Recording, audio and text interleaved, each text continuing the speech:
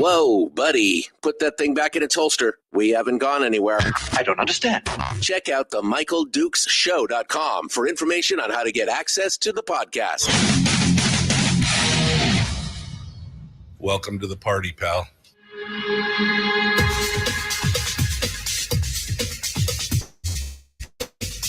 The Michael Dukes Show. The greed and the entitlement is astounding to me. What more could you want from a low-budget radio program?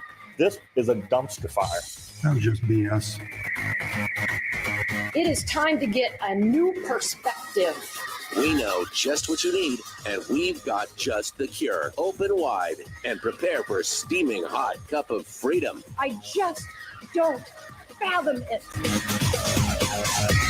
The Michael Dukes Show, streaming live across the world. Live around the world on the internet at MichaelDukesShow.com and across the state of Alaska on this, your favorite radio station and or FM translator. Good morning, my friends. Welcome to the program. It is the Michael Dukes Show, and we are ready to go for this beautiful Tuesday, windy Tuesday. Holy cow. I woke up in the middle of the night and the house was rocking and rolling and creaking and the wind was just howling. And I mean, it's that winter storm warning up in Fairbanks. They're still experiencing the weather in a big way. And down here we've got wind and they've got rain and wind down on the peninsula and everything else. It's kind of crazy out there. So stay safe this morning is what I'm saying. Just stay safe. It's the winter is coming and for everybody, and we've got to just do everything we can to keep all four tires in the upright position. All right, so do what you need to do. All right, well, it's Tuesday, and today we're going to take the deep dive with Brad Keithley from Alaskans for Sustainable Budgets. Who knows? He knows best how to avoid the weather. He just leaves. That's what he just goes somewhere else. Weather's going to be bad. No big deal. There's music playing somewhere. I got to be there. Brad Keithley is going to join us here in just a hot second to dive into the weekly top three. We got some big topics to discuss as well, plus headlines and recap in hour two. We'll be going over some of that. And then finally, of course, we'll be finishing up this week with Chris Story, the man from Homer, who's going to come on board and share with us some weekly life coaching. I don't know exactly what the story is going to be today, but we'll be working on it with Chris Story at the end of the show today. So I hope you're all listening. I hope you all have power. I know some people in Fairbanks were without power and some people down here with the wind were without power and everything else. But hopefully everything, come on, baby, hold together, right? We'll just keep it going out here. But let's do it to it. Let's dive into it, shall we, and get things started with Brad Keithley from Alaskans for Sustainable Budgets and see what he has to say on this beautiful, windy, snowy Tuesday morning. Hello, Brad. How are things? How are things in your world down there? Michael, I'm doing great. You make me feel a little bit guilty not suffering through the windstorm and the cold. If you were a true Alaskan, Brad, if you were a true Alaskan, you would stick with it until the bitter end. Yeah, you'd never leave until No, I mean, I think you're the smart one of the whole crew up here at this point, just enjoying yourself. Well, music's great down here. Alaska doesn't have a music festival going on right now, so I came out here to the music festival out here and just feeling a little bit guilty, but I'll overcome it. Yeah, I'm sure you'll suffer in silence. It'll be fine. It'll be fine. All right, Brad. Well, let's get into it. The weekly top three. We've got some deep dive stuff to get into today. The first of the weekly top three, we need to talk about the AKLNG and data centers, which have been talked about for years. But give me your take on this whole thing. Well, Governor there's an article in the ADN and elsewhere. It was written by Nat Hertz of Northern Journal and repeated in a number of publications. And the title of the article is "Data Centers Face Growing Opposition Outside. Governor Mike Dunleavy Wants Them in Alaska." And the governor's pitch is we have everything the data centers would need. We have water, which is fresh water, which is true. We have land, which is certainly true. And we have energy in the form of natural gas. And the governor, of course, makes the tie between the natural gas pipeline, the AKLNG project, and the data centers, and is now starting to talk about the data centers as being, the way that we're going to anchor the gas pipeline. In fact, the governor says somewhere in this article, all we need is one anchor, and we be able to put the whole thing together. And he's talking about the data center as being an anchor. Let's put this in context for a second. Last April, the legislature was threatening to close down the AKLNG project by cutting off funding. And in response to that, and sort of in desperation, the chairman of the AGDC and the vice chairman sent a letter to Senator Click Bishop of the Senate Resources Committee on April 22nd, 2024, and that said this: "We have instructed AGDC staff to secure commitments to initiate FEED, the remaining engineering, cost estimating, and construction preparation needed before making a final investment decision on the pipeline phase no later than the end of this year.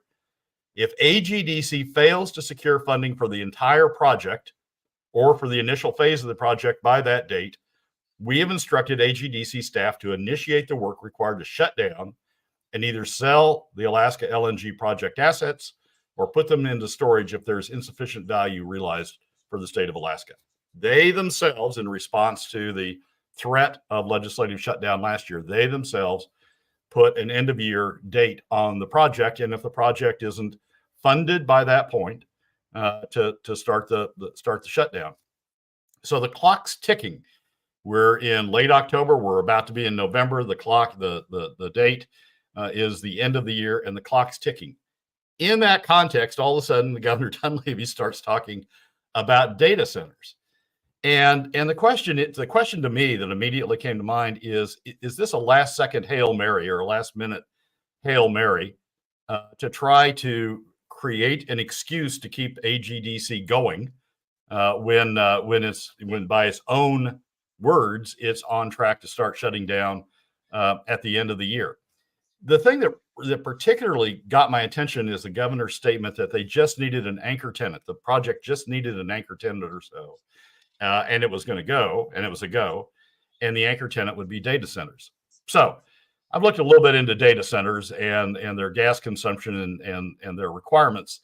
And it isn't an anchor tenant or so. It's a lot of anchor tenants that the governor, that the project would need to come up with. Currently in the world, data centers are about 100 megawatt projects. And that translates into about 25 or so million cubic feet of gas. To put that in context, to make even the in-state pipeline project economic, you need about 150 million a day of additional demand. So one data center sized as most are sized, or as the large ones are sized in the lower 48 currently, would give you about 35 or so, or 25 or so million cubic feet a day of demand. Some new data centers called hypercenters are being sized up to 150 million cubic, or 150 megawatts, and that's about 35, 40 million cubic feet a day of demand. But that's the average in the lower 48. The governor is correct that one of the advantages of Alaska is that it's cold. And so data centers find the cold more advantageous, because a lot of the energy that the data centers use is for cooling equipment to keep all of the computers cool, or else they would burn out and all sorts of bad things. Right. So Essentially air conditioning. Right. Air conditioning Right. for the computers. Right. So one of Alaska's advantages is that it's cold, and so they wouldn't need as much cooling. But that also translates into less gas, less energy. And it's a significant amount of less energy. So, for example, 100 megawatt power in Alaska, 100 megawatt unit in Alaska would translate into about 20 million cubic feet a day. Keep in mind that the target to make the pipeline economic is 150, would be about 20 million cubic feet, or about 20 million cubic feet a day. 150 megawatt unit, and there aren't that many of those, but they're beginning to come on the market. 150 megawatt unit would be about 30 million cubic feet a day. Some people say, oh, well, these things are going to be put in clusters. And there is a couple of examples of that out in the East. The deal that Microsoft just announced to put the 3 Mile Island nuclear unit back in power, back in operation, is one of those. Another one is Amazon Web Services announced a deal with another power plant, a nuclear power plant in Pennsylvania, to build data centers around that. And they're going to cluster a lot of data centers around those power plants. But those are existing, already permitted, already operational. 3 Mile Island has to go back into operation, but it's the unit that they're talking about is the unit that wasn't damaged. It just got closed down because its sister unit had problems. Putting that back in operation.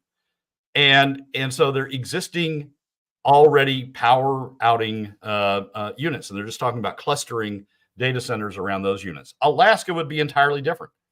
Alaska would be a gas-fired, new, grassroots, greenfield unit that would require permits and would require all of the things that go along with getting a power generation system set up. So it's not one anchor tenant that we're talking about. Even if we're talking about 150 megawatt data centers, we're talking about only about 30 million cubic feet a day of gas, and we're talking about 5 of those to get the power up to get the volume up to the level required to make the AKLNG project economic.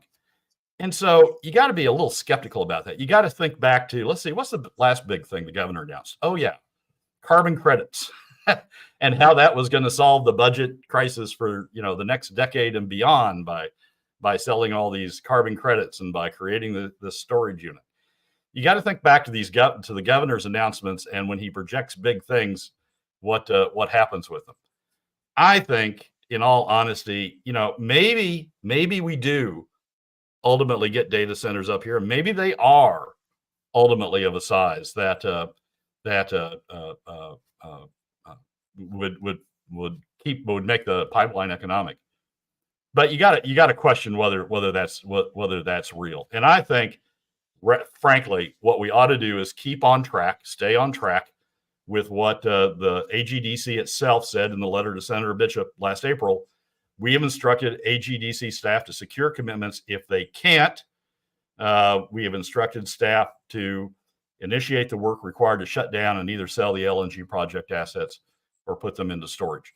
That doesn't mean we destroy the value. Doesn't mean we destroy the work that's been done. Doesn't mean we throw away the permits. That we don't terminate the permits. We don't do any of that. We just stop spending money on it for a while until somebody comes along with real money and says, "Oh, this is the project. This is a project that's real. Here's real money. I'm going to invest in it and go forward from there." Right. Throwing out this Hail Mary with 2 months left to go in their self-imposed deadline, I think is a Hail Mary, and I think it's one that we should just let land flat in the end zone. Well, at some point, you have to start asking questions about the gas line authority, because we've been pumping money into it at an incredible rate and seen basically zero return. We have gotten some permits, we have gotten some certain things going on, but at some point, we have to realize that it's not the government pushing things; it's the market. The market is what creates the demand. Government can't really create that demand on its own, and instead all it's doing, as you said, is spinning the wheels and just spending money on it. In fact, this opinion piece, or this article that you talked about where they acknowledge that they want to close down the LNG project, this article was written back in May, and I had to laugh because when the article came up, I had already highlighted back in May, and the highlights remain on my page. After I highlight something, I got an app that does that allows me to highlight something. I had to laugh because halfway down the page, it says the Gasline Agency is home to some of the highest paid executives in Alaska, including the top earner, Frank Richards, the agency's president, who makes $389,000 a year plus retirement benefits and healthcare and all the other stuff. So 300. So, I mean, it was just one of those things that just jumped out at me. You know, we've been doing this for years and basically creating a jobs program for people who are basically sitting around twiddling their thumbs until the market demand or the economics come into alignment. And that's part of the problem, is we're trying to force something that can only come from market forces. It can't really come from the state side. Yeah, exactly. And I don't think we lose much, frankly, if we just put it into storage for a while, put the project into storage for a while. People know it's there. The governor's office can still tout it. If data center, if the market for data centers is evolving in a way that would make Alaska attractive, then you can bring it out of storage, revive it, do whatever you need to with it.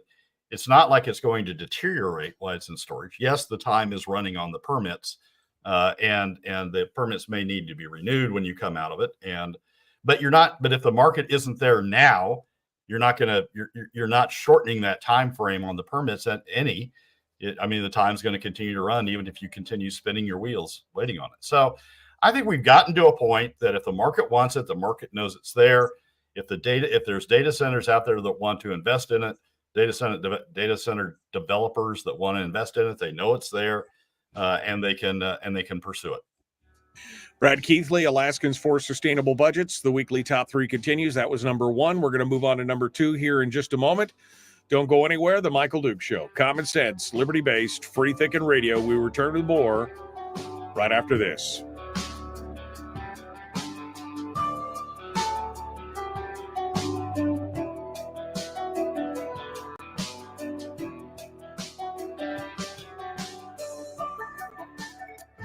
If you missed the show, you can listen to it on your time with Dukes On Demand. Oh, and it's free. Like America used to be. Streaming live every weekday morning on Facebook Live and MichaelDukesShow.com. Okay, Brad Keithley, Alaskans for Sustainable Budgets, is our guest, and we are in the break right now. As we continue, Brad, I thought this was interesting because the one that the data center idea that makes the most sense is clustering the data centers around areas of the North Slope where they don't have to transit the gas anywhere, and they can either just use existing power plants or build up new power plants right there on the field and utilize it right there because it stays the coldest. It's got the most wide open land. And so it was ironic that it doesn't really help the rest of the state per se, but if you were going to do it, that would be the place to really do it in that regard. Oh, but it wouldn't anchor the pipeline that way, Michael. I mean, we want to kill a number of rabbits while we're going, right? I mean, we want to just smash another number of things. So that's the context that the governor's talking about it in, and I'm sure the governor's aware of the created end of year deadline on the project. And yes, North Slope would make sense. You've got some issues with having enough bandwidth up there to be able to actually utilize data centers you'd build up there.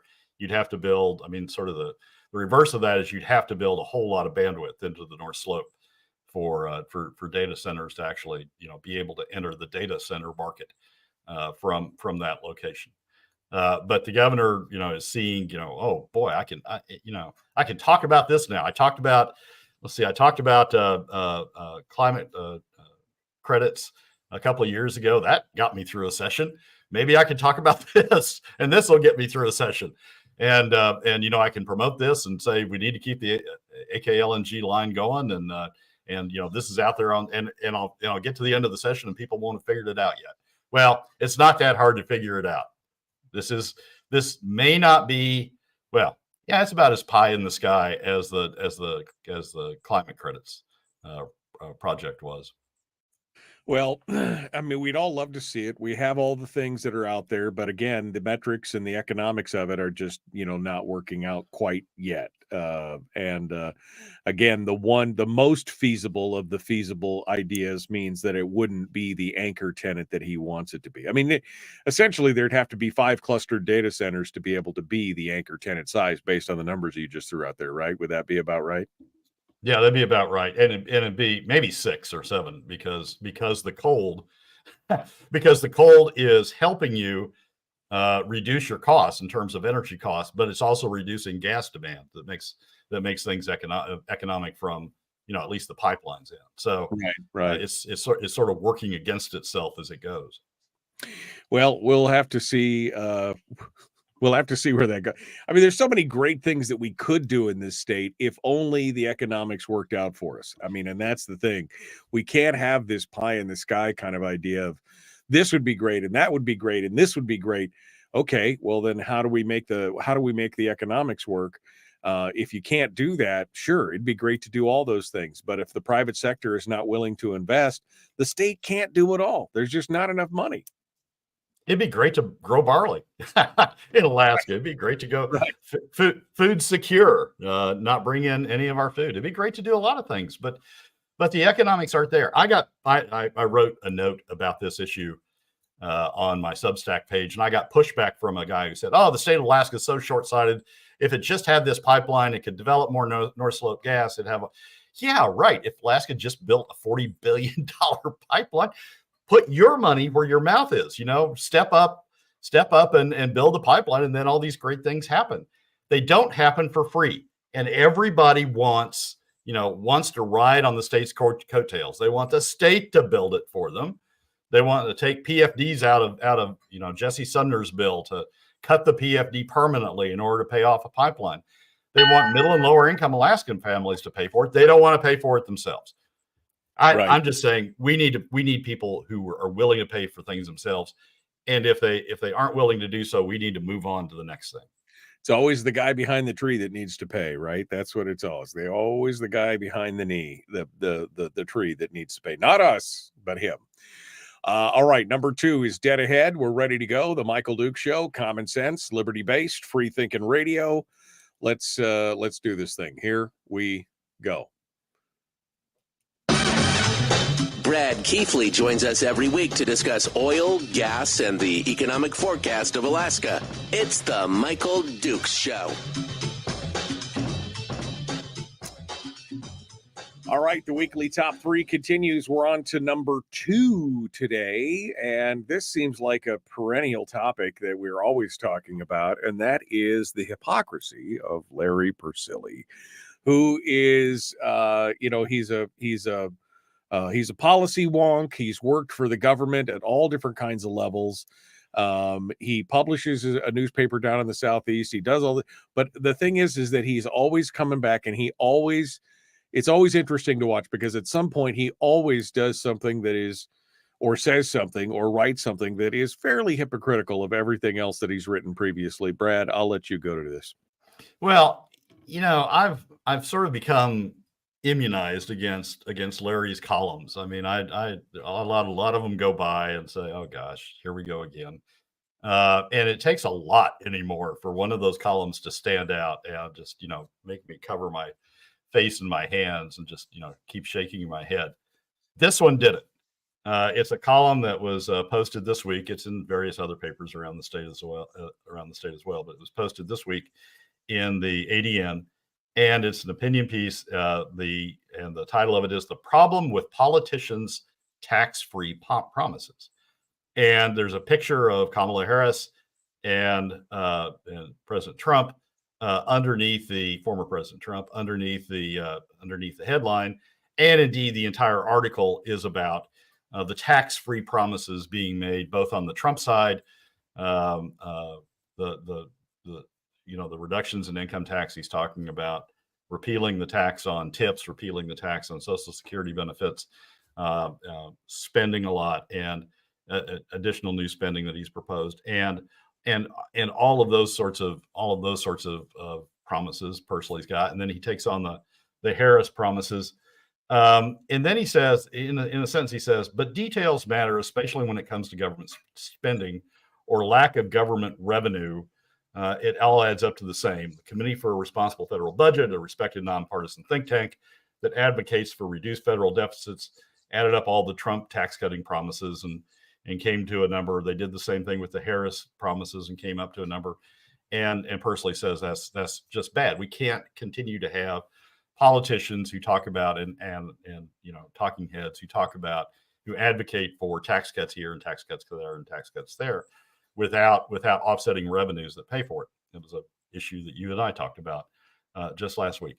The irony and the hypocrisy of it is this: we're doing exactly the same thing at the state level, and Persily has been a big supporter of those spending programs at the state level.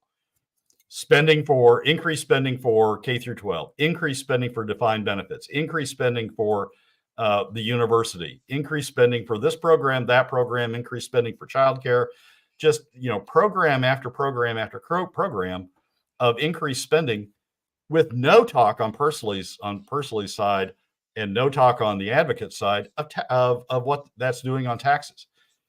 Persily just ignores the issue, and in fact goes out and says that it's okay to continue PFD cuts to pay for these things. We're just taking it out of the pockets. We're just taking it out of another government program. Well, it isn't another government program. It's a program that distributes part of the wealth of the state, the common wealth, commonly owned, commonly held wealth of the state, directly to citizens. And it isn't a government payout. It's a distribution of what the citizens own already into their pockets.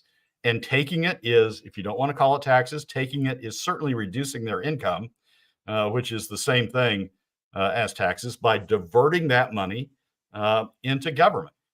Persily's talking all about additional government spending at the state level, but never talks about equitably paying for it through taxes, equitable taxes that have all Alaskans contributing, as opposed to just focusing the burden on the backs of middle and lower income Alaska families.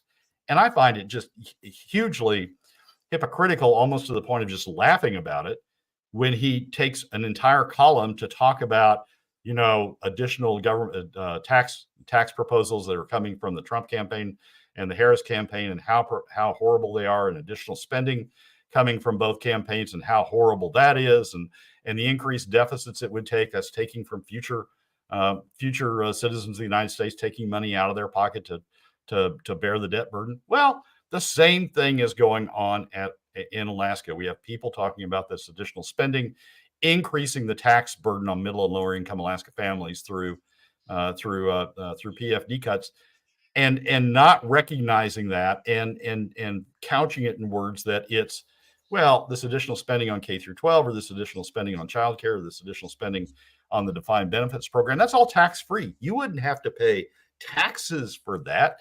That's all free government services. All we have to do is cut PFDs. All we have to do is take money out of middle and lower income Alaska families.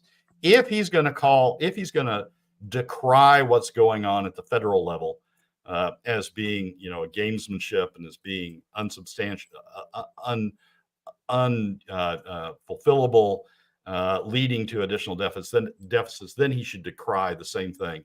The tax-free claims, the spending without burdening you claims that's going on at the state level, and call a spade and say, look, this is coming at the expense of PFDs. When you take PFDs out of people's pockets, it hits middle and lower income. It's a tax, as Matt Berman has called it, ICER Professor Matt Berman has called it. It's a tax on middle and lower income Alaska families. And if we're going to spend on this stuff, we need to be more equitable about it. Yeah, no, I think, look, this whole thing with Persily is, I actually think that he's kind of stayed steady on this. I don't know. It is hypocrisy in a way, but literally, if you look at the theme through all of his articles, all of his articles are there needs to be more spending. That really he has stayed true on one thing. He's basically complaining that both Trump and Harris are basically saying, well, they'll cut some taxes and they'll reduce some spending and they'll do this, and we shouldn't do that. Essentially, kind of his key component there is that government spending is a must in all areas, and we can't just give it up. We can't just, we've got to we should be no cuts. That's kind of what he's looking at here. So it's kind of hypocritical, but at the same time, he's kind of stayed true to form, which is essentially all that government spending is good. That's kind of what it comes down to. That is consistent, but it's the pay for side, it's the revenue side that where the hypocrisy emerges. On the revenue side, he's decrying the lack of equitable revenue to pay for it. Government's paying for everything. It's paying it through the issuance of bonds, taxes on future generations. The federal government's paying for everything, but he's decrying the fact that we aren't doing this. We aren't doing it equitably. That we're reducing the burden on current U.S. citizens and pushing it off to future U.S. citizens, and that's not equitable, and we should be paying for it as we do it. On the state side, it's a little bit different. We are paying for it. We're using PFD cuts. We're not doing anything else. But he is talking about it in a way that the equity on the state side, he's not as focused on that. He's not focusing on that like he's focusing on the equity on the federal side.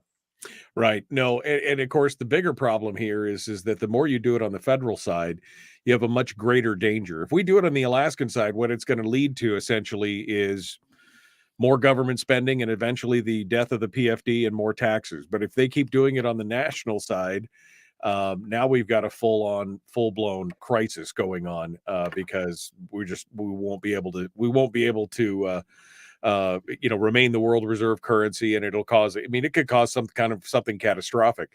But we've got to basically rein in the spending somehow. And how else are we supposed to do it, Brad, at that point?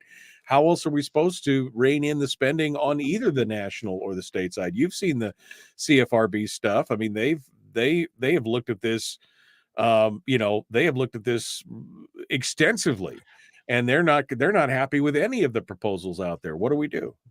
No, but Michael, I think the answer is always pay as you go, right? If you want to buy something, then you ought to pay for it as you go, and you ought to pay for it equitably. All of the people that are benefiting from it, all of the people that are getting some benefits from it, ought to pay a share of it. And on the federal side, if we're going to spend this much, we ought to be, frankly, raising more revenues in some fashion in order to pay for all this stuff. What that would do is focus people on the fact that, wait, we're spending a lot, and you want to take that out of my pocket. I think it would lead to a revolt, and it would lead to lower spending because people would face up to the fact of the cost of what they're buying. On the state side, the same way. We need to have we need to pay as we go.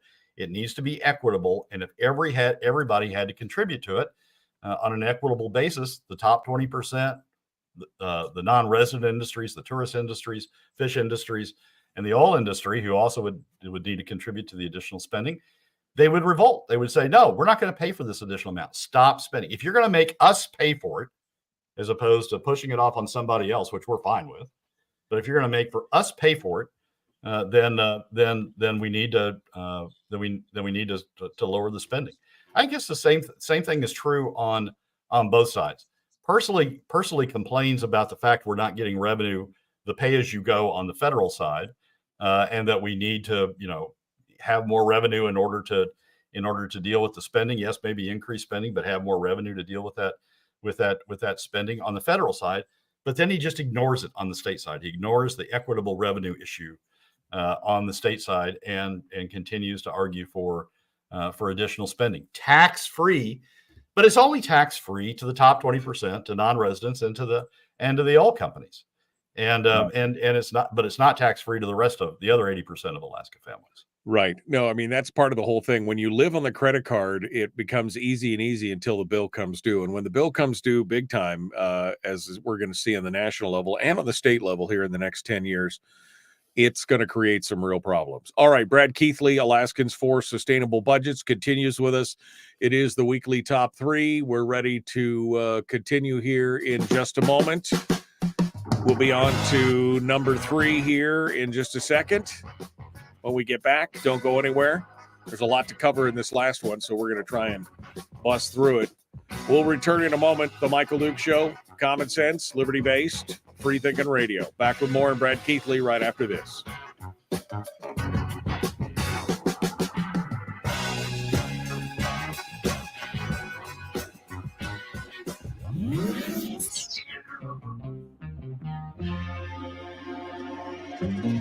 Listened to by more staffers in Juneau than any other show because their bosses told them to.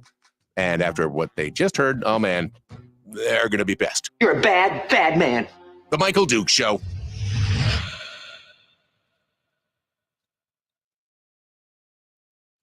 Okay, Brad Keithley, Alaskans for Sustainable Budgets, is our guest. I just had to laugh because for me, Brad, that seemed to be the theme throughout everything that Persily has written, is that government spending is good. I mean, that's just kind of like, ooh, I want it all, you know. He may complain about how this is being funded or that's being funded, but the bottom line is he wants that government spend no matter what. And that's that. I mean, at least he's consistent, I guess, on that component. Yeah, but this article is focused more on the revenue side. That we need, that the revenue side needs to match or at least come close to matching the spending side, and the revenue side needs to be equitable. We should stop kicking the can to future generations, taxing future generations by running even higher deficits. But he's not.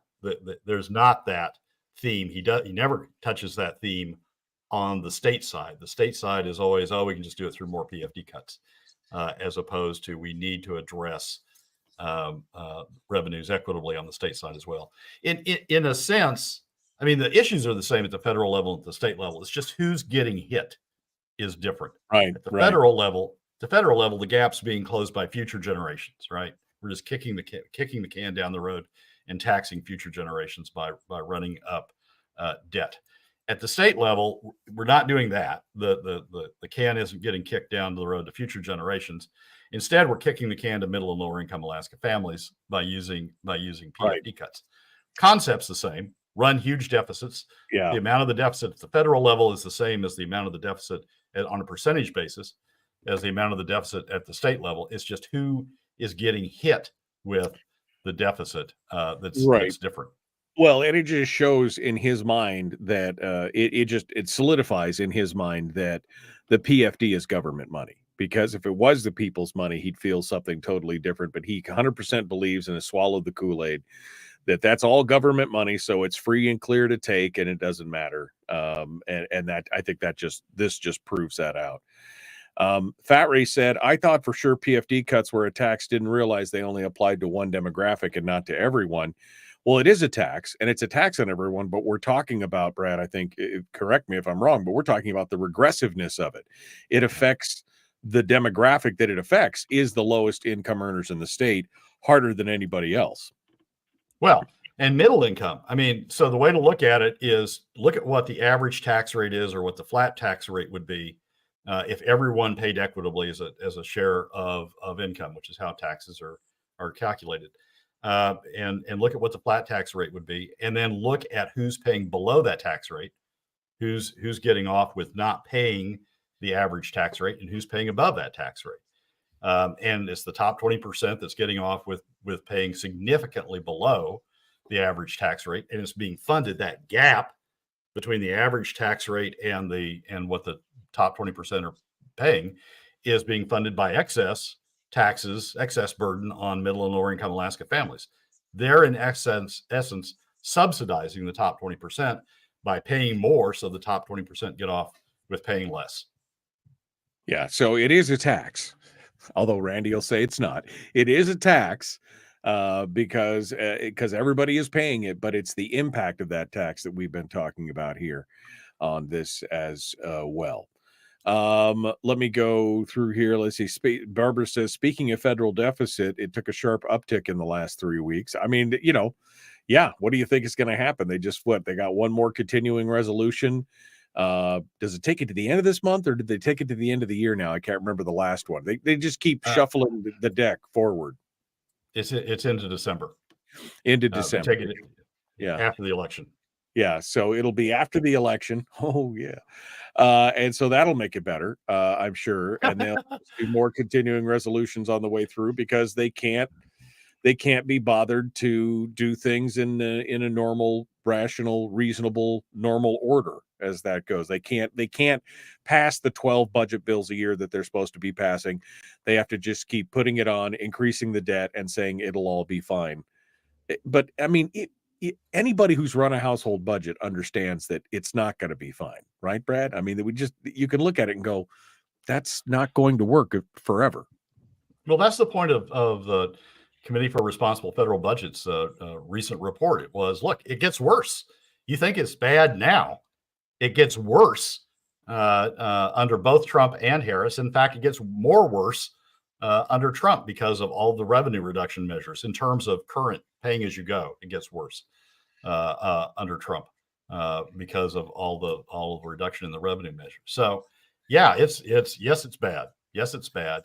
Interest costs are going up as interest rates have gone up. Interest on the national debt is going up and sinking it deeper and deeper. But it gets worse under either of the two candidates that we have before us in November. All right, we'll have to see where this goes. The weekly top 3 continues. Brad Keithley is our guest, Alaskans for Sustainable Budgets. Let's get back into it. Please like and share the show wherever you're watching. You can share it from wherever you're watching. You can like it and bring more Alaskans into the conversation. Oh, by the way, don't forget, early voting right now. Here we go.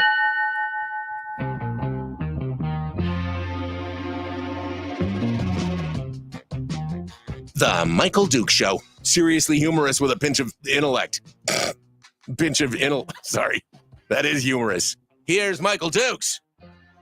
And we're continuing now with Brad Keithley, Alaskans for Sustainable Budgets, the weekly top 3. We're up to number 3, and we're talking about, Brad wanted to talk about the hot races, the races that seem to matter in both the Kenai and the Fairbanks area. Brad, I'll give it over to you, my friend. Well, I want to talk a little bit about what's going on in those races. Not so much, picking out those as the hot races, but sort of the evolution that's going on in some of those races.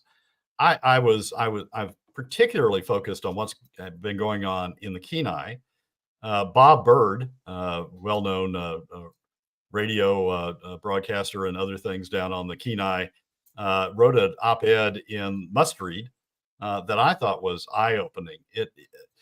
Bob Bird essentially gave Jesse Bjorkman his start, Senator Jesse Bjorkman his start, by letting him co-host the radio program that Bob Bird had, and by keeping him on the air, essentially gave Jesse a platform to sort of grow his profile, first into a seat on the Assembly, and then on Kenai Assembly, and then on Borough Assembly, and then to the Senate. And Bird, describes all of that history about how he gave Bjorkman the start, and why he gave Bjorkman the start, and why he thought Bjorkman was the right person. And then he just sort of turns around and he says, "I'm sorry," and explains that Bjorkman has not lived up to the expectations that Bird had for him, that he's disappointed him in a number of ways, and that Bird is endorsing Ben Carpenter in the Senate race. And it's sort of like, I gave this guy to you, I gave him a platform, I promoted him, and I'm just sorry I did that because he's not turned out to be the guy I thought he was. He's not turned out to push the positions I thought he would. He's turned out not to, stand for the things that I thought he'd stand for. And I'm endorsing Ben Carpenter. I've made a mistake, and I'm fessing up to it. And I'm endorsing Ben Carpenter. I thought that was a remarkable op-ed to write in the middle of an election campaign, particularly from somebody who gave Bjorkman his start. Well, it was really detailed too. I mean, he basically lays down all the parts where he has become disappointed, where the changes have made, and I thought that was pretty eye-opening. I agree with you. I think it was eye-opening to see the changes that went through. Yeah, and it's really, I mean, it's sort of the this is what I thought the guy was going to do. This is why I thought the guy was worth support, and this is where I was wrong, and we shouldn't keep going down this road. He's just turned out to be not to be what I thought he was. And then in one of the Kenai legislative races, there's been some interesting stuff going on, which I think is good. Although if you believe it, there's an article in the Clarion that talks about the Ruffridge Gillum race. And the headline of it is from this week. The headline of it is Ruffridge Gillum talks school funding, natural gas pipeline, and state finance at forum. And here's what really the paragraphs that opened my eyes. Ruffridge said he wanted to see the creation of a fiscal plan prioritized in the next legislative session. Specifically, he wants to see the dividend enshrined in the Constitution, implement a spending cap and budget cuts, particularly government positions that have gone unfulfilled. The state, Ruffridge said, also needs more revenue. If he said more, he's wrong. He should have said substitute, but nonetheless, Ruffridge said also needs more revenue. Potential options include a sales tax, an income tax, or quote, my personal favorite, increased revenue from resource development. All of those changes should be in one bill, he said, rather than separate pieces. That's a change. At least from my perspective, it's a change for Ruffridge to be saying that. Essentially, it's the Ben Carpenter fiscal plan that Ruffridge is now endorsing, and also speaking up in favor of, he should say substitute revenue sources instead of more, but speaking up in front of speaking up for substitute revenue sources. I will say this, when he said, my personal favorite, increased revenue from resource development. The only way you're going to get that, Justin, is through modifying or revamping oil taxes. Because over the next 10 years, the Department of Revenue tells us that while production goes up 50%, goes from the 400s to the 600s, revenues stay flat. So if you're true to your word and want more revenue from resource development, then you need to go in and modify the oil taxes to take into account the problems that have showed up after 10 years of SB 21, and revamp oil taxes in a way that gets for Alaskans the additional revenue from those additional volumes. Because on the track we're on now, more volumes doesn't mean more revenue. More volumes just means more volumes, more profits in the pockets of the oil companies and their shareholders outside. It doesn't mean more revenues to the state. It just holds state revenues even. I'm not sure he recognizes that, but when he says that, my personal favorite, increased revenue from resource development, that's the way you're going to have to get it, because it's not going to come naturally through increased production. In any event, I thought Ruffridge's comments there were just eye-opening. Now the question is, can you trust him? Do you believe when he gets to Juneau, he'll really do that? Right. Or is he just saying that to sort of make it through this election cycle? But that's Ben's plan. I mean, what he just outlined. And that's what struck me about this piece, is that he's saying that, and I'm thinking, didn't you look to see what happened last session? This is exactly what Ben was working on. I mean, did you not? What if this is the plan you wanted, and this is the fiscal policy working group plan that Ben has been trying to push? Why didn't you? I mean, why weren't you supporting it then? If all of a sudden you found it now, you just found Jesus now. I mean, come on, this is exactly what Ben's been talking about for the last 2 years. Why now all of a sudden? To me, that was the kind of the shocking eye opener. That's why, like you said, do you believe it? Well, I don't know. This is the same thing that's been going on for 2 years. Why wouldn't he have supported it then? Yeah, and Ruffridge was on House Finance the last 2 years, the last session, and I don't recall him saying much about advocating Ben's fiscal plan that was down in Ways and Means, about bringing it up and making it all fit together and putting it on the floor. He had the opportunity when he's on House Finance, he has the opportunity to say exactly that and to work toward exactly that. But I don't recall a whole lot of comments from him in support of anything like what he's saying, what he said in the debate. So I find it interesting in that district in particular, because that's the other half of Jesse Bjorkman's district. So you now have the incumbent representative on one side, Ben Carpenter, pushing for that proposal. You now have the representative on the other side essentially saying that's a good proposal. And so Bjorkman, maybe that means both halves of Bjorkman's district is shifting out from underneath him. That'd be good. But I just find it particularly interesting that Ruffridge said that, and following up on Bob Byrd, I think should be a further nail in the coffin of Bjorkman. One other article caught my attention during the week. This was up in Fairbanks. And it was the articles in the Fairbanks News Miner. It was reporting on Senate candidates field questions at Chamber Forum. It was about the forum included Senate candidates from both Senate districts up there, both the one currently held by Scott Kawasaki and the one formerly held by Click Bishop. That's now an open seat that Mike Kronka is running for, and there were a number of questions that were raised during the forum that are covered in the article: energy, retirement plan, the defined benefits plan, ballot measure 1, and then out-migration. And on out-migration, the question was, what do you think Alaska can do about out-migration? What are the responses that Alaska should take for out-migration? And all of the comments, according to the article, all the comments were finding ways for government to step in and lower costs. For government to play a role to reduce costs for energy, reduce costs for childcare, reduce costs for this, reduce costs for that, through government programs. None of them, and this includes Hadjikovich and Kronk, none of them said, how about letting middle and lower income Alaska families, the working Alaska families that are the ones leading the out migration, how about letting them keep a little bit more of their money by reducing the tax rate of PFD cuts and spreading the burden more equitably across all Alaska families, non-residents, and the oil companies. Spread it broadly, as Ben has talked about with his sales tax. How about that?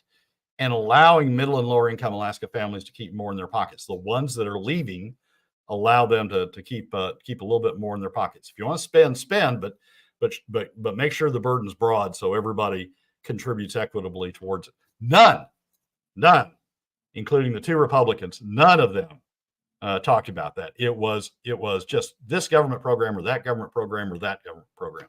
And I find that hugely disappointing. At least down in the Kenai, Ruffridge is talking about, yes, we need to fix the PFD by constitutional amendment, and we need to replacement revenues from some other source, a more equitable source. At least they're talking about that. Up in Fairbanks, they're just talking, even the Republicans are talking about more government programs, and that's not good. That's not good. It's disappointing, to say the least, I think, because I mean, that should have been an easy walk-on question right there.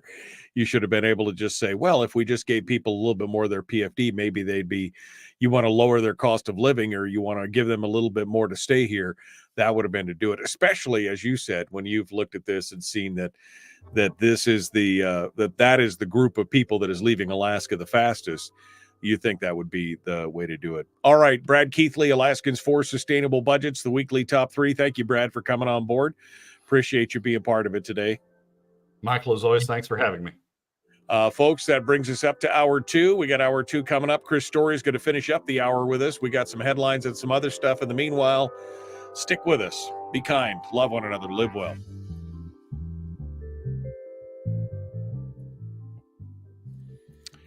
it's almost like people have just kind of given up on the PFD in some ways, Brad. That's what it feels like anyway. It feels like they've just kind of given up on the PFD. And that is the most disheartening thing, I think. I think Brian just said disheartening. I think that's probably the accurate statement there, to see that this is where they're at. I think they've just been conditioned, even the Republicans up in Fairbanks. I think they've just been conditioned to, oh, there's a problem. I'm running for office. I'm supposed to solve the problem through more government. And I think that's just the Alaska way that's developed over time. I'm not sure you can. I mean, the effect is anti-PFD. And if you would have asked them a different way, do you think that the PFD ought to be protected? I suspect all of them would have said something along the lines of yes. But I just think they think, that I'm running for office, I'm supposed to have solutions, as opposed to creating the opportunity for people to have their own solutions. I'm supposed to have the solutions, and I'm supposed to use money or take money or grab money in a way that allows me to, be the hero and create those solutions. I think that's just the conditioning they've had. Republicans, you would think, would be more inclined to say, oh, I think people ought to have more resources to develop those problems themselves. And sometimes they say that in the K through 12 context, because they talk about vouchers and they talk about people being able to vote with their feet and have the resources to be able to do that. But when it comes to solutions to problems, it seems to be the Alaska way, even among Republicans up there, at least in that race, seems to be just more government spending as opposed to more resources in the hands of the people. It's very frustrating to watch. And Kevin says that people, he said, people have totally given up on the PFD. Very little pro-PFD communication from constituents in the last 2 years. And I don't know if they just feel like it's a losing battle, like we're never going to get it back. I mean, this is what Hammond was trying to avoid. He knew that this is what was coming, and he was trying to avoid it. And we did for 40 years, but to this point, it's become nearly impossible to separate it out. Part of the problem with that, Michael, is that legislators, by and large, are not leaders on the issue. They're followers on the issue, and they've fallen into the trap of oh, we need more money to fund government to keep it balanced, and so I'm just going to take it from the PFD. Ben is an exception to that. Ben has said, no, here's a proposal on how we stop that and how we broaden the base and how we reduce the burden on Alaska families. And I think he's provided leadership on it, and I think he's getting a response down in the Kenai because of that. Agnes Morin in House District 1, the candidate down House District 1, has done the same thing. She said, we need to do this a different way. We need to stop taking it through the PFD. We need to broaden the base and take the burden off of middle and lower income Alaska families. I think people, if to the extent they're giving up, I think they're giving up because there's a lack of leadership on it. Dunleavy certainly hasn't provided any leadership on it, but Ben has. And I think Ben shows that individual legislators can stand up and provide leadership on it. They don't need to wait for people who are just sort of exhausted by the process to come in and complain about it. They can see what's right and wrong. They can see what the right economic step is for the state, the right economic step is for middle and lower income Alaska families, working Alaska families, and they provide leadership on it. Legislators who are sitting there and waiting on and only responding when the phone rings on the issue and waiting for people to come to them, I think are part of the problem. Ben is part of the solution. Ben and others who are willing to step up and be leaders on the issue and say, look, this is wrong. I don't care if my phone hasn't rung in the last 5 minutes on it. This is wrong. This hurts the Alaska economy. This hurts Alaska families. Legislators who are willing to be leaders on it, I think, are the solution. Those who just sit back and wait for the phone to ring, and as people get exhausted by the issue, don't call anymore and say, well, it must not be an issue because people aren't calling. I think that's the problem. I think they are the problem instead of being part of the solution. It's definitely frustrating, and we could see again the way people see even Harold said, the Alaskan way, I thought it was rugged and independent instead of welfare queens. So you think the PFD is welfare? Is that what you, because again, that's the way a lot of people are treating it. That's the way a lot of Republicans are treating it. Like this is a government payment or subsidy, or it's not the people's money, it's the government's money, and it is a welfare program. I've had people who I respect tell me that in the Republican Party. And I'm like, how can you, did you not read how it was set up and why it was done? This is just more government lucre. This is them raiding the money from the people. I mean, I just don't understand. The people who are telling you that, I would bet, are largely in the top 20% and largely, don't see the PFD as significant to them. Don't see the return of their share of a share of the state's commonwealth as significant to them. I would guess they're not in the middle and lower income Alaska brackets who do see the PFD as significant to them, and who do see that as that the PFD cuts are taxes on them. They just don't think they can do anything about it because they don't have legislators standing up for them. Right.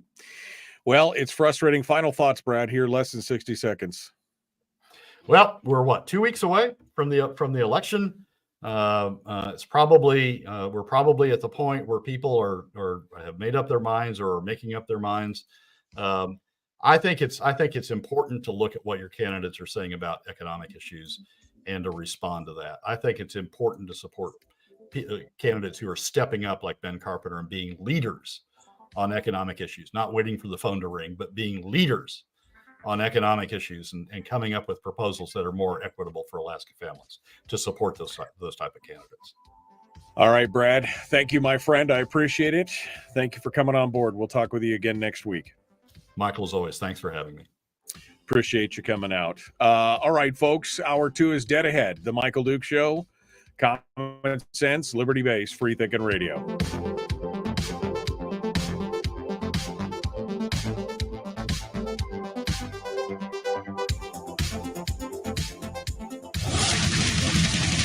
Whoa, buddy. Put that thing back in its holster. We haven't gone anywhere. I don't understand. Check out the MichaelDukesShow.com for information on how to get access to the podcast. Welcome to the party, pal.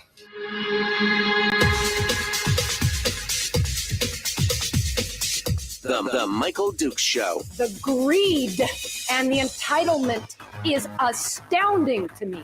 What more could you want from a low-budget radio program? This is a dumpster fire. That was just BS. It is time to get a new perspective. We know just what you need, and we've got just the cure. Open wide and prepare for a steaming hot cup of freedom. I just don't fathom it. The Michael Dukes Show, streaming live across the world. Live around the world on the internet at michaeldukeshow.com and across the state of Alaska on this, your favorite radio station and or FM translator. Hello, my friends. Welcome to the program. Thanks for coming in and joining us on this beautiful Tuesday edition of the Michael Duke Show. Some of the comments in the chat room today are just, I was going to say triggering. That's not the right word. They're making me shake my head. Anyway, if you would like to be part of the chat room and see all the ridiculousness that can go on out there, just head on over to facebook.com/Michael Duke Show and click on the live button there. We've got live videos running right now. We're simulcasting the radio show on Facebook for all of those out there who want to participate with us and see my smiling face in the morning. That's where you go out there and you get it done. You get it done out there as well. We just finished up. We just finished up with Brad Keithley with Alaskans for Sustainable Budgets, who came in and delivered to us the weekly top 3. And I want to kind of go back into this just a little bit because I think, again, I have discovered the biggest part of the problem, and I'm specifically speaking about Larry Persily, the number 2 of the weekly top 3, where he was talking about the hypocrisy. And I can see it from Larry's perspective and understand that he doesn't think this is he doesn't think that this is hypocritical at all. Larry doesn't, obviously. He thinks he can hold these two viewpoints diametrically opposed. And it was one of the points that I was making with Brad, is that he thinks that all government spending is good. In fact, all government spending is the primary measure, I think, of the economy, right? That's to Larry. If the government economy is doing well, everybody else should be fine. It doesn't really matter. The problem here is the same problem that we just had pointed out in the chat room. That Harold just said, that, we're all welfare queens because we want the PFD. It's,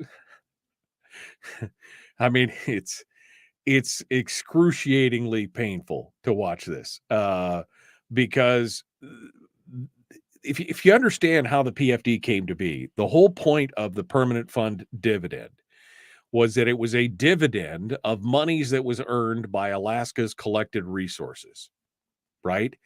It was money that where we collectively, as a state, as a people, own all the resources, and yet we've been denied the resources of our own properties and ground. And so, since it's all held collectively, the idea was, by giving some Alaskans skin in the game, we could prevent the overrun or the overspend or the out of control growth of government in the state when they had more money than they really knew what to do with. I often reference back to that first dividend payment, that first payment that was, 900 million and change, just under $1 billion. The first royalty payment to the state of Alaska, and how the legislature at the time, the state's entire budget, the budget today that we talk about being $5-6 billion, the entire budget at the time was like $162 million for the whole state. And they got $1 billion payment. And they burned through that $1 billion payment like it was a house of fire. They spent it all. And that was when Hammond was like, whoa, we need to find some way to make sure that this doesn't continue to happen. And that was the genesis of the PFD. That he thought that by taking the royalties and depositing a quarter of them, just a quarter of the royalties that they received, to put that into a fund and have that fund then create money for the future. He wanted to do two things. He wanted to create a permanent fund so that the day when the oil ran out, we would have we're pumping wells of oil, and he likened it to pumping wells of money. So that's where the 25% of the permanent, or 25% of the royalties going into the fund came from. Then later on, he came back and said, well, the people also need a bite of this. The people need to have some connection or tie to it. And that's when they created the permanent fund, where they wanted to spin off a portion of it every year, basically a fraction of a fraction, a 5-year rolling average of the earnings of the fund.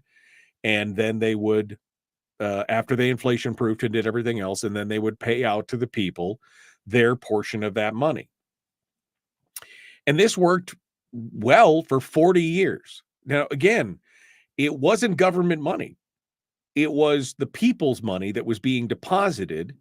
It was earning revenue like an investment, and then they were getting their payout on a yearly basis based on a 5-year rolling average of it.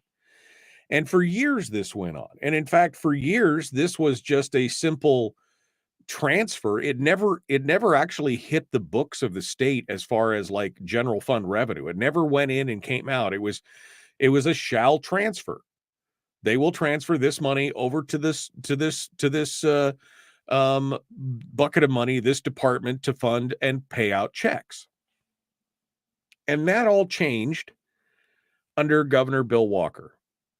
He changed how the state accounted for the money, and instead started counting it as general fund revenue, so that there was an income from the from the earnings reserve, and then they had to account for the outflow to the people. And that's when things got ugly and messy. And so it's still the people's money. But unfortunately, politicians feel like they know better than you how they should spend your money. Thereby, they've justified the taking of the PFD as a way to say, well, we're just going to keep funding government and you all benefit from this, so feel good about it and move on.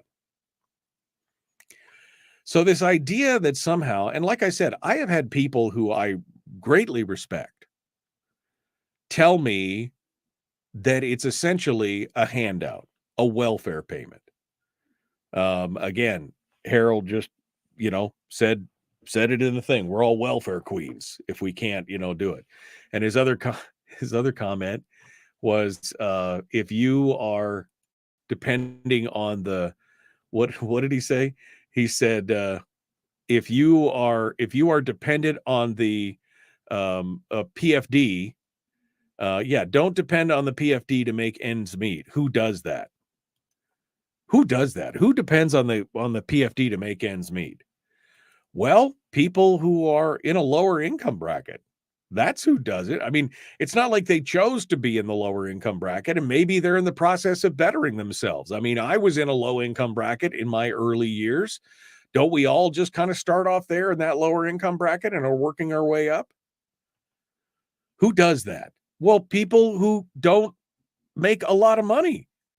They have to depend on the PFD in some ways to make ends meet, and or they are trying to depend on the PFD. It doesn't mean that it's going to happen forever, because we could see it right now. We could see where things are going. There will be no PFD in the future. I mean, the 10-year forecast is already saying that we're going to be running billion-dollar deficits in this state moving forward. And the only available pot of money to fill that gap is readily available is the PFD. They've already drained the CBR, the Constitutional Budget Reserve. They've drained the SBR, the Statutory Budget Reserve.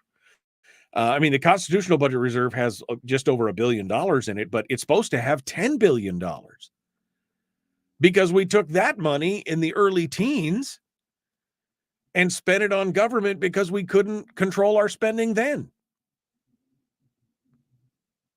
So what we have coming down the pike here, for all of those who have been screeching about no taxes, no matter what, give up the PFD and no taxes. Well, if you just roll over, wet on yourself, and play dead and give up on the PFD, sure, you'll avoid the taxes for maybe another 2 years, 3 years, maybe 4 years. But I guarantee you, and you can mark it at 7:17 a.m. on the 22nd of October, 2024, that sometime shortly after that we give up the PFD, that somebody will look in a camera or look to a reporter or be on a live stream or a YouTube thing or whatever, and look at the camera and look you in the eye and say, well, you Alaskans have had a free ride for a long time, and now you need to pay your fair share. If you want this state government, if you want the government that you've got right now, you need to pay your fair share.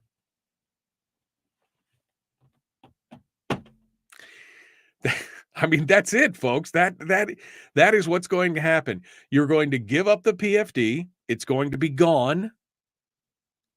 And then they're going to tax you on top of it. That's the bottom line. There is going to be a tax. There is a tax in every state in the union. And they'll look at you and go, well, everybody else has it. We should have it too. And we're out of money anyway, and we want to keep our spending going. So free rides die hard. It's gonna happen. This reaction that the PFD is somehow government money, a welfare check, a handout, or, anything else is just fear of having to face the fact that we in this state need to take back control of our own situation, and that we're going to be faced with taxes in one form or another, because we haven't forced our politicians to live within their means, because we've had a spending problem in this state for more than 30 years, and nobody's been willing to admit that it's a spending problem. They always have framed it. Even back when I first started this show 25 years ago, there were politicians on the program framing it as a revenue problem. It was never a spending problem. It was always, we just don't, if only we had a little more revenue. This is the nature of government. It shouldn't surprise us, but it is. What surprises me is the number of people who avoid the intellectual honesty of saying this is the people's money, and by taking it, you're hurting them. And if you were true and honest about it, you would have some kind of use tax on it, or some kind of broad-based tax that made sure that everybody had skin in the game and that everybody was paying at the same level and everything else. Or you do the real smart thing, which would be to cut the size and scope of government down to fit what your revenue is. You'd stop looking to the stone. You'd stop squeezing the stone and trying to get the blood out when people are already hurting. I mean, the people who are leaving the state right now are mostly those lower and middle income workers. We actually had a net inflow into the state of people who are making in the top 20 percentile income brackets. So richer people are moving in, and middle and lower class people are moving out because they can't afford it. What is that saying to you? This whole thing is just frustrating right now. And the fact that the PFD people have stopped even fighting over it, I think, is also one of the lead contributors to why people are starting to leave, because they don't see any hope in this coming back to the way it was before. And, it'll just be more. There'll be less PFD, and then the PFD will be gone, and then there will be taxes, and that will be the new normal. And we'll all look around and go, what happened? What happened? How did this happen? I'll tell you. All right, we got to go. The Michael Duke Show, common sense, liberty-based, free-thinking radio. We'll return with more right after this.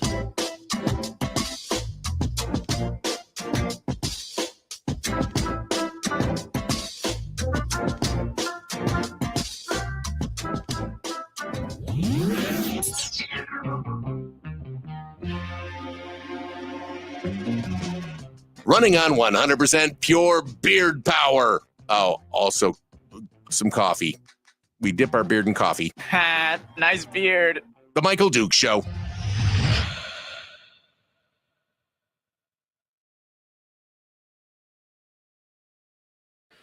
Okay.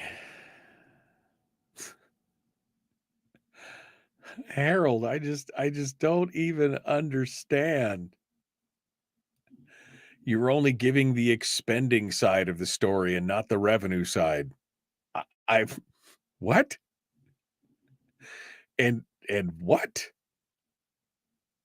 You're only giving the expenditure side. This is the kind of nonsense you get from a radio host.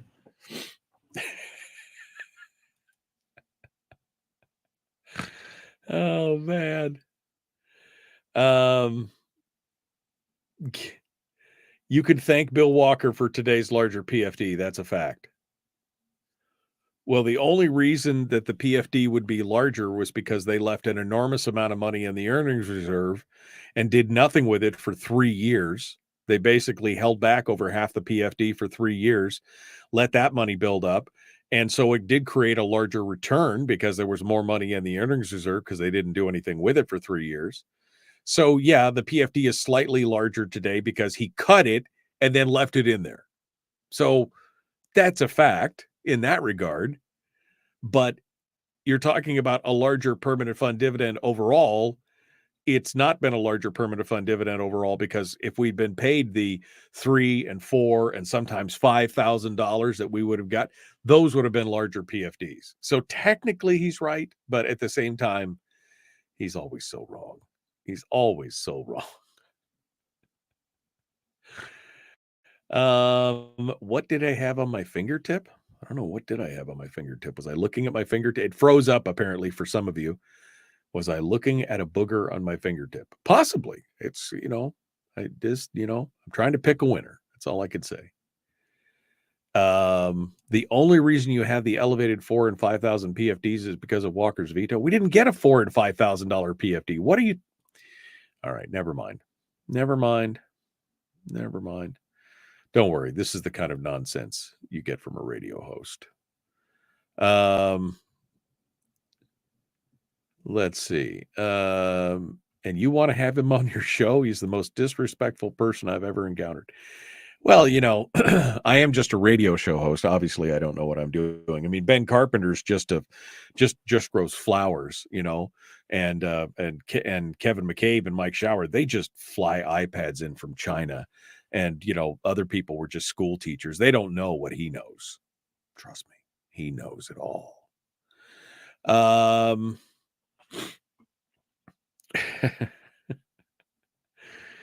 I was raised middle class, unburdened by what has been. All right. Let's I just don't even know what to say. Kyle says dividend appropriations were never pass-through payments. If you don't like the appropriations decisions, elect different people. Simple. Pretending the PFD was ever guaranteed is it inaccurate revisionist history. No, I mean, it was just a shell transfer, right? I mean, it was basically, there were years that the legislature didn't even, it just happened. It wasn't even an appropriation. They essentially went through as just like shell transfer. And then they came in and changed it, and then it went to appropriations.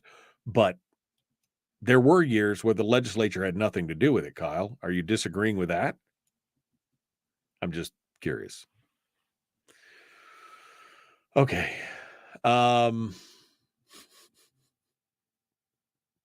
Restore the monarchy. I'm too ungovernable for that, Brian. Too ungovernable for that. You have to get the pigs out of the creek before the water gets clear. Says Terry. That's actually an interesting point. How do we get the pigs out of the water? How do we drain that swamp? That's the question. How do we change the business? I mean, I've been trying to answer that question for 20 years. How do you get the business as usual people out of there? We've done a pretty good job overall, but the fact is that the business as usual people are still there and they're still making waves. So, okay. Let's continue on. Here we go. The Michael Duke Show. Common sense, liberty-based, free thinking radio. Like, share, subscribe, ring the bell, do all that stuff. Let's get to it. There we go.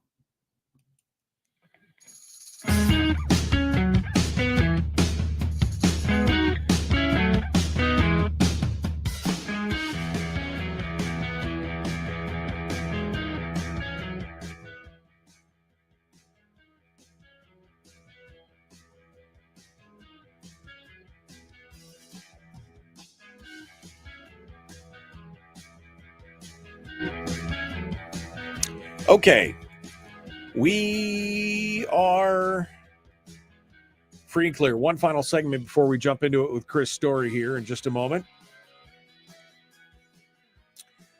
Now that I bloviated for a full segment, let me hit a couple of the headlines here. A couple of these that just, there's a couple good ones, and there's a couple ones that I'm just like, okay, this is just weird Alaskana stuff and everything else. But I do have to say the Peltola and the Begich debate was interesting at the Anchorage Chamber of Commerce yesterday. They were going back and forth. Peltola, again, continuing to try and pitch herself as a moderate who's going to work across the political aisle. I mean, to kill her own bill. Yeah, I mean, I'm sure. She continued to go on there. She criticized Begich for being in the Freedom Caucus. And then she asked him why he said that we should vote for Eric Hafner. Hafner 2024, just saying. And then he pointed out that, look, this is why the lack of partisan primaries are a problem. He said it could be manipulated. He said that's why Hafner is there. But then he also said, hey, at least Hafner has chosen a presidential candidate and stuck with it. At least Hafner basically, made a choice and is running with it. Mary won't do anything. Mary is just, I got to tell you, they're worried. They're very, very worried right now. Like I said, when even James Brooks is calling out her campaign for some of the misconceptions and misnomers that they're continuing to push through their advertising, and their advertising is everywhere, man. They are pouring money into this state. It just reminds me that I hope that more and more people are getting out there in early voting. Early voting began yesterday, and apparently the early voting lines were huge in everywhere except for Fairbanks, because Fairbanks was pretty much shut down because of the weather. But everywhere else, there was lines out the door for early voting. So that's a good thing as far as I'm concerned. That's a good thing. That's showing some good stuff. People need to get out there and get early voting. And I hope, if I can suggest, that you're voting for Begich on all that kind of stuff. Anyway, you can go back and read through some of the KTUU actually has some real zingers in their article reporting on the chamber debate from yesterday's Anchorage Chamber of Commerce. Meanwhile, AFN was going on, and Senator Lisa Murkowski got up on the stage at AFN and basically said that she hopes that Mary Peltola is able to continue her work in Congress. But was it an endorsement? Nobody knows. Nobody could really know. She says she hopes she gets back into work, but later on in a follow-up email from KTUU, they said in a follow-up email, the Murkowski campaign was asked to clarify if the senator endorsed, quote unquote, or supported, quote unquote, Peltola. Kevin Sweeney with the campaign said, it's fair to say that Senator Murkowski endorsed Peltola in the 2022 race. She was asked about that endorsement outside of AFN. I believe you had a cameraman there and recorded the answer she gave AK Public Media. I'm not in a position to provide anything on the record beyond what she said. Okay. So she did endorse her in 2022, but now she's, now she's okay. I mean, but I can't really go beyond what I think you had a camera there. Didn't you have a camera? Could you, could you do? I had to laugh so hard when I read that. I mean, it's like just parsing the whole thing. This is a gal that will not take a stand on anything that really seems, she's trying to walk the line.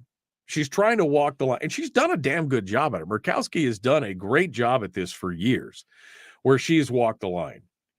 But this is why I was originally against her becoming the senator to begin with, after her dad appointed her, because I had seen she was a Republican in the state house, but I had seen the things that she had done in the state house. And let's face it, it was not very conservative. I mean, I was not shocked, as some people were, when she started running, running opposite of the kind of the conservative Republican narrative. It was not shocking to me because I'd seen her record in the state house. But I think it was so funny that even her campaign person is like, she was asked about that, and I believe you had a cameraman there and recorded the answer. Well, can you paraphrase what she said? No. I'm not in a position to provide anything on the record beyond what she said. Okay. Okay. All right. I appreciate that. Thank you. Thank you very much. Oh, and then we get into some good news segment. I saw this and I just wanted to highlight this. Homer's own Jackson Snerick is like any other athlete. He competes in multiple sports, including football, basketball, soccer, and track. He also goes through highs and lows like any other athlete. The only visible difference is Snerick was born with Pauland syndrome, which is a birth defect that impacts the muscles and use of one side of the body. But that hasn't stopped him. This kid is inspirational. He plays for the Homer Mariners, and he had the basically the ultimate play. He came up with the biggest play of the Division III state championship game Saturday against the Kenai Central Cardinals. In the fourth quarter of a one-possession game, he used his right arm and body to haul in a Kenai interception with 4 minutes to go to secure the state championship victory. So, I mean, the story like that where a kid has overcome, a challenge is just exciting. KTUU's got the story, and they actually have some talks and some interviews with him. If you haven't got a chance to go out there and watch that, I'm going to drop that in the chat room because I think that is just a fantastic story of hope and perseverance and inspiration. That's what I'm looking for. Inspiration. Did a great job. You should go out there and take a look at it and watch his story about Jackson Snerick.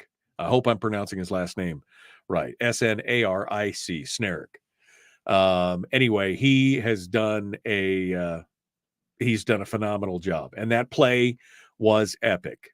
They've got video of everything out there, so you can go watch it as well. It's up at KTUU.com. And finally, this is a story that I've been wanting to talk about for a couple days, only because it's just such an Alaskan story. A 35-year-old man from Texas changed his mind about living in a cave this winter after talking with an Eagle Village public safety officer for several hours, according to Alaska State Troopers. The officer had been looking for the man along the Taylor Highway and found him inside an SUV Friday night in a gravel pit near mile 96. The 35-year-old had explained that he had dug a cave by hand and was planning on living there over the winter, according to the troopers. After several hours of discussion, the individual was convinced that it was in his own best interest to rethink this plan and find a more suitable location to spend the winter, the troopers said in their daily dispatch. Village public safety officers returned to the gravel pit Saturday and gave the man some gas and helped him fix his SUV so he could drive to Tok. He had hand dug a cave in a gravel pit, and that's where he was going to spend the winter. That guy would have been a popsicle. I just got to tell you, out by Eagle, out past Tok, I mean, it's kind of brutal out there. I wouldn't. No, I'm sorry. You'd be better off living in your SUV than you would be in the cave. But yeah, I mean, wow. That is like an Alaskan thing. I'm just going to dig out this thing on this gravel pit and I'm going to live in it this winter. That sounds like a good. Thank goodness somebody talked him out of it and got him to Tok, and maybe got him some other kind of help. I don't know what, but there were, Alaska, she will kill you. If you're not careful, she gonna kill you. That's the fact. All right, we got to go. The Michael Duke Show continues. Common sense, liberty-based, free-thinking radio. Chris Story is up next. We will return with more in just a moment.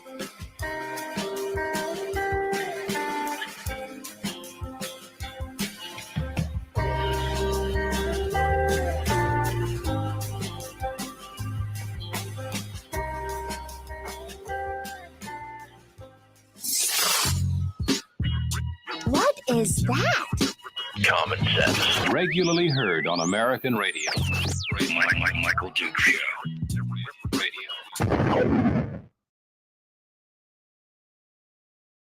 Okay.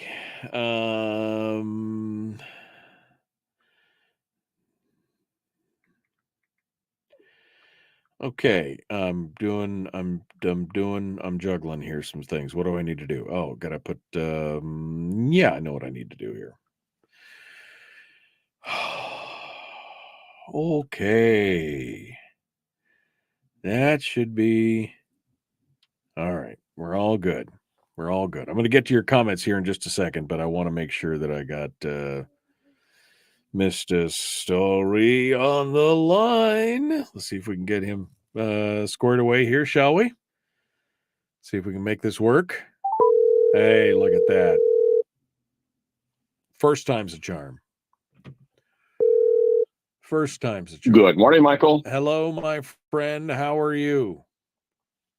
I'm confused as to why somebody would misgender you as a queen versus a king. Yeah, I mean, welfare really, king seems more appropriate. I should be a welfare king. That's what I should. I mean, that's the only thing offensive I found about that whole lineup. Yeah, everything else was fine, right? Everything else was fine. Yeah. You guys aren't queens, you're kings. Yeah. Come on. Yeah, come on. Make it you happen. Earned it. All right. How are you doing? You know, everything okay? We're all good. You got it. What's your topic for today? What are we learning today, my friend?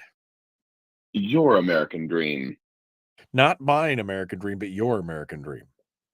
That's right. Right? Or exactly. not yours, but mine. Not the. Specifically, I'm saying your versus the American dream. No, it's your American dream. I'm just you know, I'm just here to help confuse everyone. Okay, you're just here to swerve. I'm just here to swerve.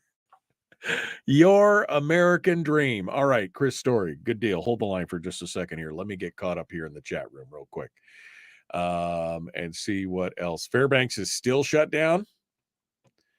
I'm going over here. Every dividend is appropriated. Rob is a mere truck driver. Good morning. The beard trim looks good. I trimmed that last week. I had all the hairs cut at one time, not just one. I'm going through here. Anything else? Blender was on. Lisa was supporting Nancy's girl. Not that I would be all that surprised. Yeah, no, I mean, well, we don't know if she's supporting her or not. She said she'd like to see her return, but it's not an endorsement, or it is an endorsement. Who knows? Who knows? Who knows? All right. Going through here. Anything else? You are my PF. Megan says, you are my PFD spirit animal. Please never stop ranting about it. I mean, I don't know if I can stop ranting about it. Yeah. Could you imagine in a gravel pit? You imagine what breakup would be like in a gravel pit. I'm just trying to imagine building a cave in a gravel pit. I mean, it is a gravel pit. It's not hard rock. How's that cave going to turn out for you? I was just thinking so many things, man. Chris said he thought he could heat it. Thought he could heat that cave. I don't know. 35-year-old from Texas. That's it. Kyle, I don't gloss over all the other new taxes. I understand that there's more tax measures in there, like doubling the gas tax and other things. I understand that. Shouldn't all that stuff be on the table for discussion? I've never said that I agreed with everything in there. I think the overall plan is good in and of itself. There are problems, but whatever. All right. All right. Where are we at? Minute and a half here. I think I got all caught up on the comments. Yeah, well, the thing is, because I commented that Peltola had killed her own bill. The problem was she didn't even kill her own bill. She didn't even have the balls to actually vote on it. She sent a letter out telling everybody to vote against her bill and then voted present at the thing. She didn't even have the balls to do that. I mean, that's the thing, Kyle. I mean, are you defending her position on that? Are you okay with that? I'm just curious. The inquiring minds want to know. But I mean, if you're going to kill it, at least kill it. Make the vote. Why would, well, go ahead and do it. All right. Well, here we go. We're 30 seconds out. We're ready to jump back into it. Pull this back down here. I don't know why that popped up. There we go. The Michael Duke Show, common sense, liberty-based, free-thinking radio. Chris Story is our guest. We're getting ready to jump on over to him to learn about your American dream. It's exciting. It's exciting times. Let's get to it. Here we go. Common sense, liberty-based, free-thinking radio. Let's do this thing right now. No, right now. I mean, right now. The Michael Duke Show. Not your daddy. Wait, sorry. Not your daddy? Ooh, not your daddy's talk radio. Huh. Whew. I was scared for a second. Thought we were going down. Here's Michael Dukes and the show. Okay, continuing now, final segment of the show today, Chris Story, realtor, potter, author, radio show host, all-around sexy guy. That's him. Chris Story joins us this morning. He is the guru of positivity, and he's going to teach us today about your American dream. Good morning, Mr. Story. How are you, my friend? What be the haps? What's going on? It's the first time today I've been called sexy. So yeah, I'm off to a good start. Hey, there you go. That's always everything's up from here. Yeah. Yeah. Oh, quick idea. Thank you for reading that story about the 35-year-old from Texas. I hadn't heard that story. And instantly, the creative genius that I am, instantly I see a Jacob Mann story where a guy begins to entomb himself into a cave on a gravel pit or the site of a future gravel pit to prevent the pit from getting permitted by his presence. They're almost like occupying a tree and chaining himself to a tree so they get cut down. And then the guy developing the property, at least, is accused of drowning him by releasing a pond from above that fills his cave. Instantly, I see this frozen popsicle, the Texan, do-gooder, and showing up, and Jacob Mann then lists the property and finds the body. It's the whole thing. So thank you. This is a wonderful story. And you could call it Texas Popsicle. That could be the name of the story.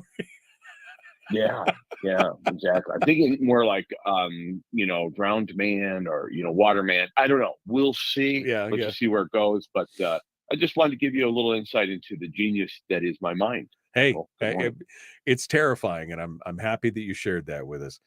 All right, let's get to it. What is how am I your American dream? What does that mean? What are we fixing in our minds today?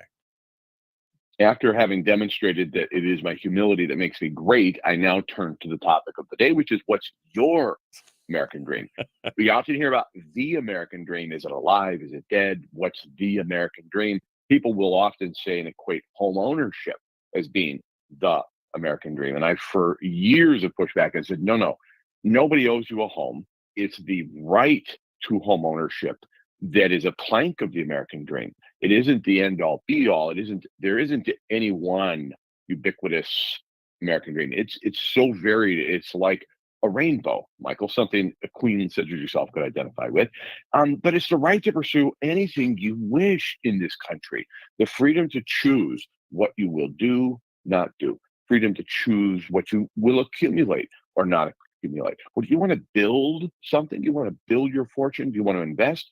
Do you want to risk yourself, your body, put your body in harm's way? Do you want a risk reward ratio that is different than mine? That's the American dream. You're not owed a penny at all. You're certainly not owed a penny more than you earn.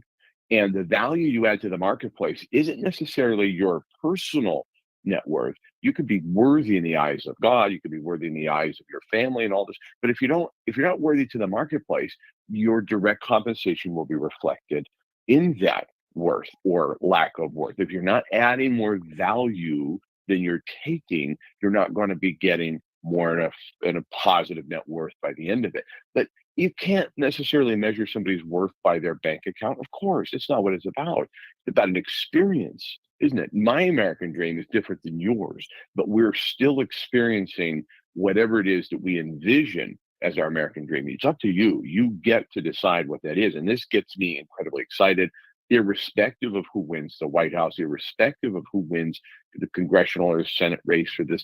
Proposition 1, by the way, in Alaska, is a tax on every Alaskan. If we increase and mandate the minimum wage and increase and mandate the number of sick days and so forth, is that kind of increased compensation will necessarily increase prices, diminish job capabilities. It's all a tax increase.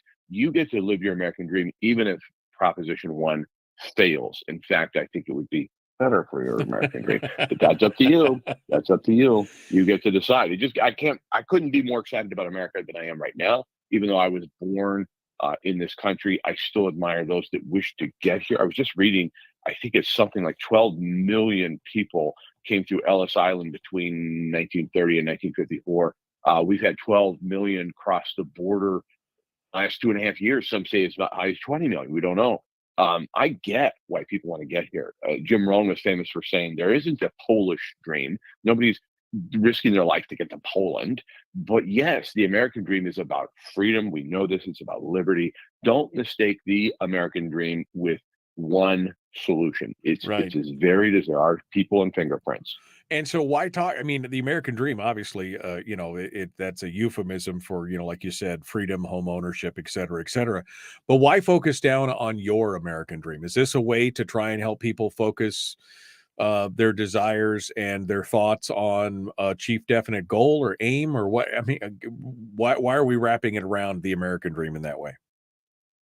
Just in other words, that one political party or another is going to sell you on, who's stealing your opportunities. I think this idea of equality of outcomes is really what I'm attacking, is that there is no guarantee. And Kamala Harris, or Kamala, I really honestly don't know which way to pronounce it, but Mrs. Harris, let's say Vice President Harris, is fond of saying, it doesn't matter where somebody starts, we need to make sure we all end up at the same place. Wrong. Absolutely wrong. That is called socialism. That is called anti-capitalism. That is called basically collectivism. And that's not part of the American dream. The American dream is that we are disparate, that we have different ambitions. Elon Musk is willing to risk all of the $22 million he exited PayPal with on his next project. Are you? If you exited a company today at $22 million, would you put all of it back on the table? If you're Patrick Bet David, would you put $100 million of your exit from his nationwide insurance company? Would you put it on the table to build some new entertainment company?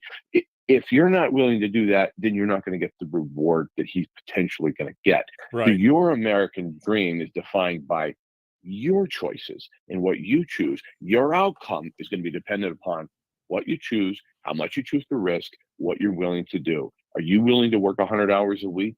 Are you willing to work more than the mandated, job requirement of 40 hours, whatever it is? That's going to be your risk reward. Your outcome's not going to be equal. The American dream isn't about the equality of an outcome. It's about the equality of an opportunity. I know I'm preaching to the choir, but I think it needs to be said as we get ready to go into this next election. And some people are already early voting. The American dream's on the table, not the American dream, but yours. And will you have an opportunity to achieve it? Or is the golden goose going to get killed out of some fake and false achievable outcomes of equality? It's not possible. Well, and I think that's the main point here. I mean, we keep talking about this word equity, equality, the equity word. It's like almost overused at this point. We're looking for equity, right? But the question is, are you looking for equity of outcomes, which I think, again, as you said, can be highlighted in, socialist or communist situations, because that is equity of outcome. Everyone is equally miserable, I think is what Churchill said, or somebody quoted once that said, that's what it said. Everybody is equally miserable. Everyone's equal. They're just equally miserable, except for the people who are in the Politburo. They're doing pretty darn good. You know, they've got the Dachas and the cabins and the limousines, but everybody else is equally miserable. So do you want equity in outcomes, or do you want equity in opportunity? I, for one, am in the equity for opportunity camp, because with an opportunity, I know that I can give my all and do something with it. Just give me a chance, right? A chance. Give peace a chance. And I got to tell you too, that your subconscious mind is always listening. So part of my warning today is that there is no the American dream outside of equality of opportunity. Your American dream could be as varied as, again, fingerprints per person.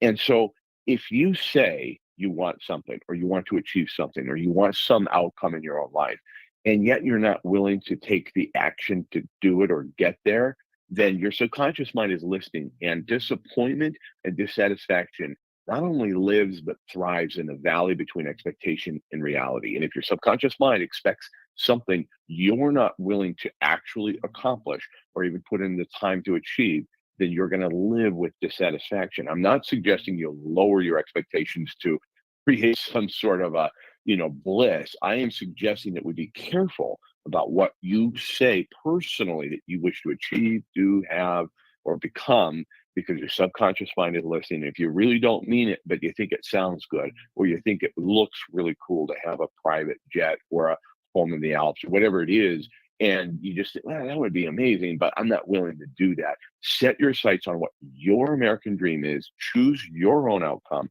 and then get to work. I have this acronym I like to call DAD. Define for yourself what is your American dream, then take action towards it, and then make decisions every day that support what you said you want and the actions that you're taking.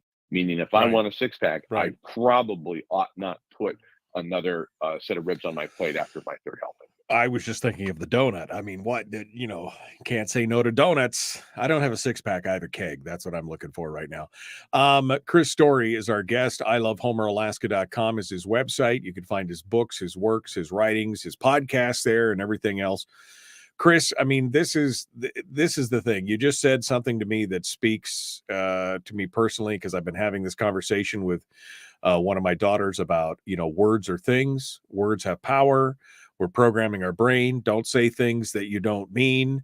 Mean what you say, and that's a powerful, powerful thing. I mean, the power of the tongue is an important part of what you're talking about here. If you want to have the American dream, you need to decide, or your American dream, you have to decide what it is, and then speak about it and talk about it, and then make that action and do the things that need to move in that direction. Absolutely. Don Miguel Ruiz wrote the book, The Four Agreements, and read it or don't, doesn't matter. But the four agreements are fantastic, to which he says, be impeccable with your word. And it isn't just that your word is your bond. If you say you're going to be there at 2:00, be there at 2:00. That's one aspect of it. The other aspect is the words you use. Be impeccable with the words that you use, both in your mind and if you speak out loud, and that they're congruent with what you want. And so you've got to be impeccable with your word. Don't make assumptions. Don't take anything personally, and always do your best. Those four agreements written by that great Brazilian could help you achieve your version of the American dream if you choose it. So how do we choose it? I guess that's the bottom line. We're wrapping up here. We're coming down to the last couple minutes here.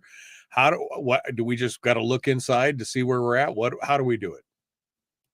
I think you're in competition with yourself, who you could be versus who you used to be, or who you think the world wants you to be. In your heart of hearts, who you'd like to be, what you'd like to accomplish and have, and the outcomes you'd like in your own life. You know what those are. The question is, are you willing to commit? And if you are, go for it, put a plan together, take action every day, make decisions every day to support that plan. And if you really choose to set your sights somewhere else, be conscious about it. Don't unconsciously wind up in the rocking chair looking backward with disappointment. Get there on purpose. Live with purpose every day. Yeah. Well, it is something that we may have learned in kindergarten, but have since forgotten. We got to dream big, we've got to act, and we've got to decide every day to move towards that area. The dad principle. That's what we're going to call it, the dad principle. Chris Story, thank you, my friend. As always, it's great to talk with you. We will see you next week, my friend. Go out and early vote, okay? Get that done. Yeah, you got it. All right. Thank you so much. Folks, we're out of time for today. Tomorrow, I don't know who's going to be on. Mike Shower's not going to be here. We're going to figure it out. We'll see you then. Have a good day. Be kind. Love one another. Live well.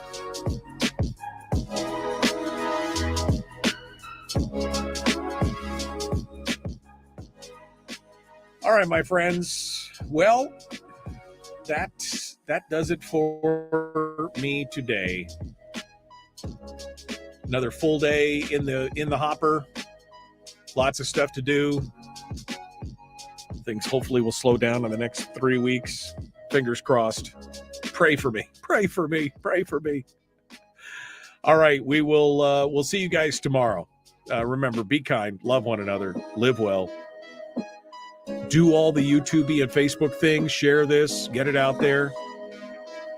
Have a good day.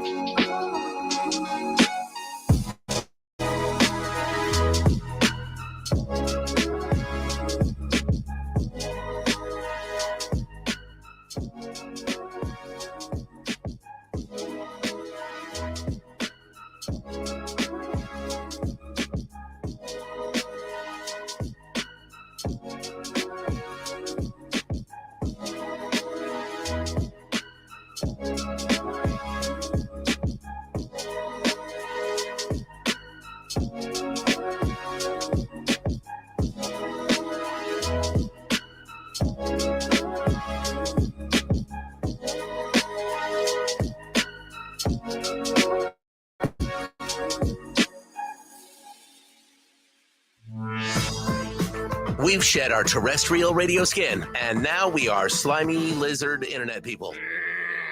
It's the Michael Duke Show.